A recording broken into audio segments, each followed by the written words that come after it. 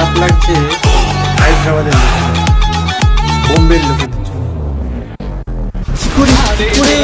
কি করে ওরা ভালোভাবে কলকাতাকে দেখতে শিখলো না? তো রীতিমতো লজ্জার ব্যাপার। এত ভালো ম্যানেজ করলো, এত ভালো ম্যানেজমেন্ট, এত ভালো মব ম্যানেজমেন্ট করলো, এত ভালো ইভেন্ট অর্গানাইজ করলো, কি করে? কলকাতা থেকে কি শিক্ষা?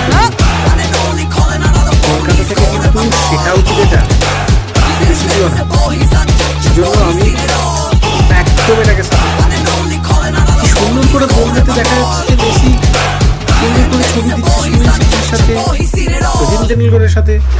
I'm a king, but I bop my saint. They call me a bad man. That's a good thing. Mama said swing back when another man swings. So I mean, এটা তো ঠিক ছিল না, না? এটা কেন হবে? ওখানেও মিসম্যানেজমেন্ট হবে না? কলকাতাকে দেখে তো শেখা উচিত। কি করে এরা এরকম পারলো?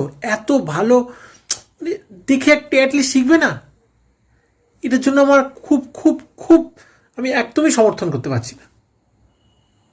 আর আরও আমার খারাপ লাগছে যে বোম্বে, হায়দ্রাবাদের এখানে তো অনেক নেতা মন্ত্রী, তাদের দাদা কাকা ভাইপো ভাইজি সব ছিল, তারা সেলফি তোলা থেকে বিরত থাকলো। কি করে তাদের জন্য আমার আরও খারাপ লাগছে, প্রচণ্ড খারাপ লাগছে।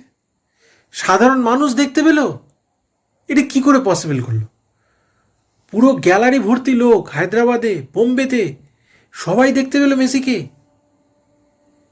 কিন্তু কলকাতাতে দেখতে পাই। এইটাই তো দরকার ছিল সব জায়গায়। মানে আমার তো অবাকই লাগছে এটা ভেবে।